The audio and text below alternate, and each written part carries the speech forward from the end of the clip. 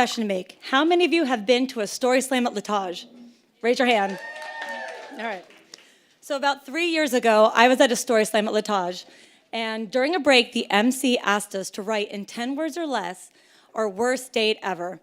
Me and my girlfriend, who's over there, who's making me do this, we participated. We wrote our story, and the MC read them aloud. She immediately called me out. She turns and she's like, "What an asshole. Why are you with him?" I stand up, 8 months pregnant, super smug, and I'm like, "Everything worked out. We're happily married. Everything is great. The joke is on you." Well, the joke would end up being on me. It's okay. It's a good story. So, no awing.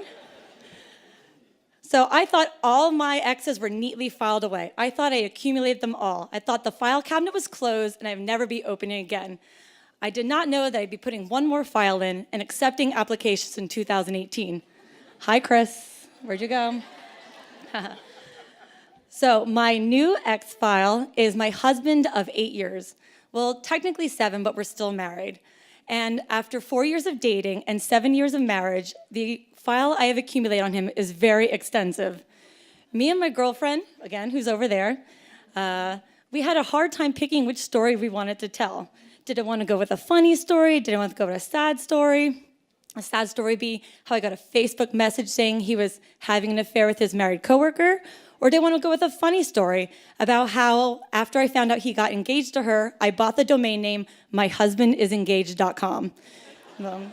Best $13 I ever spent. So, thank you.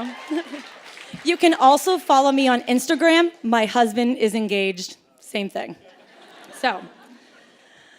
But we decided we would go with a funny story. So this is a weird situation I found myself in right after we separated.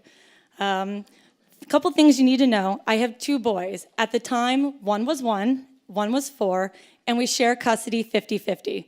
Also, you need to know that my ex-husband and my ex is very, very forgetful. He also travels a lot for work.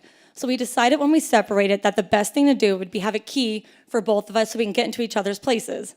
And every time we would exchange kids, we would also drop off everything they needed. Well, one time during exchange, he forgot to give me my kid's medication. I called him, he was traveling for work, and he gave me permission to go into his place. This is never a good idea. So I decided I would wait till the next day, drop my kids off at school, and go pick up the medication.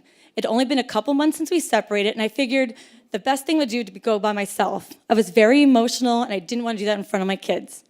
So I get there, I'm standing outside the townhome that has the apartments in it, and it feels like I'm in an episode of Black Mirror.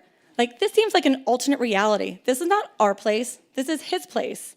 So I steel myself, I walk into the entryway, I see the strollers, and I go into the apartment.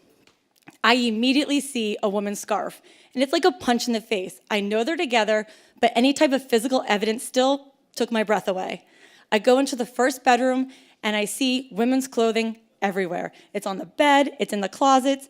I'm about to lose my mind. We had had an agreement. We had decided that it would at least be 1 year till we moved in with someone to let the kids adjust and to let me adjust. I walk around, I go into the bathroom, there's women's stuff. And I know, we'd already established she's a liar. I already know, I should have known better, but it was infuriating. I had been accommodating. I had been nice despite the humiliation and disrespect he had put me through. I had had enough. So this was my Beyonce lemonade moment. So now, you might have had to live under a rock to not know what Beyonce's Lemonade album was about, so I'm standing there, and I swear I'm a good mom. I swear I'm a law-abiding citizen. But this was enough. I had decided I was going to fuck their shit up. So I'm standing there. I can hear Beyonce in my ears. I can see myself, yellow dress, swinging a baseball bat around. So I stop. I calm myself. You think I'm going to change my mind. I'm not changing my mind. I'm coming up with a plan. I decided the best thing to do would be to grab the stuff and run out the door. Again, I'm a good mom. My son still needed his medication. So I decide, get my stuff, and leave. I walk through the kitchen to try to find the kids' room. There's no kids' room. I walk back. I find myself in the same first bedroom. I do this about 10 times. After the 10th time, I'm about to lose my mind. I'm infuriated. Not only had he lied about the kids having their own rooms, he had lied about them even having a room.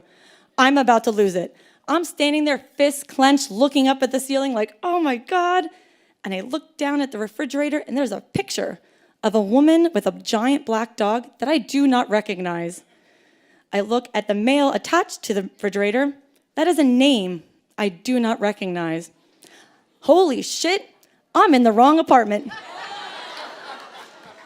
I take a moment. I'm like, where is this dog? What if they come in?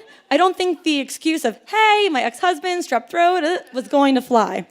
I bolt out of there, lock the door, walk across the hall, insert my key, unlock the door, just as a woman walking a giant black dog walks into the entryway and walks into the apartment I had just left. In the new apartment, I look down, I see my son's dinosaur toys, and I know I'm in the right apartment. I don't look around, I get out immediately, and I'm just standing on the street being like, oh my God, so many bad things could have happened. So many bad things. What if I had messed their stuff up before I realized it was the wrong apartment? But despite forgetful, cheating husbands who are engaged, and despite forgetful landlords who are lazy who decide to use the same key for the two apartments, I did not get arrested or murdered in 2017. Thank you very much.